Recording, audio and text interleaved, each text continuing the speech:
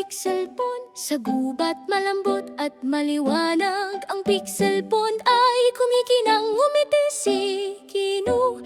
Umiikot ang buntot, panahon na para bisitahin ng malansang bayan.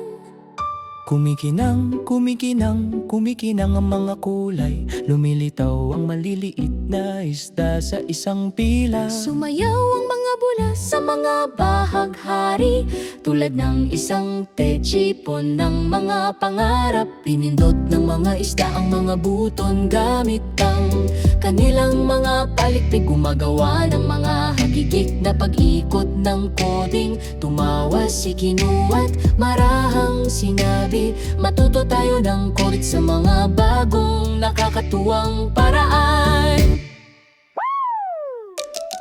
Oh, Kinu, matalino at mabait, technical brilliance, supermind, pagtulong sa mga kaibigan. Gamit ang mga code na napakatamis, ang pixel pond ay isang napakasarap na kasiyahan. Yeah!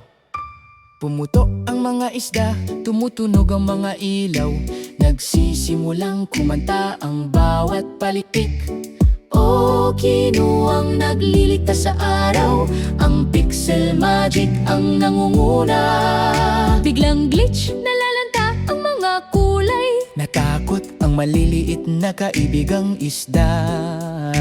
nanginig ang mga bula, nanlalabo ang mga ilaw. Huwag kang mag-alala, aayusin ko ang gilid. Nagtatype si Kinu ng kumikinang na kode. Madaling dumaloy ang mga neon na letra. Pumapalakpak ang mga palikpik na isda sa tuwa. Malalaki at maliwanag ang mga pixel. Oh, Kinu, matalino at mabait, matalinong teknolohiya, napakatalinong isip. Bumalik ang mga ilaw, kumikinang ang tubig, masayang mga palikpik at makintab na daloy. Mabagal na gumulong ang robot na pagong na may banayad na mekanikal na liwanag. Nagsimulang magsaya ang mga kaibigang isda. Bagong kaibigan, natutuwa akong nandito ka.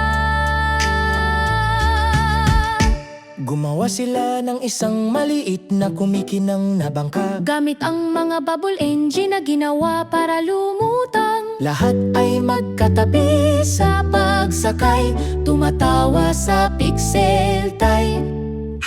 Nagtuturo si Kinu ng masayang coding, bawat isda ay natututo.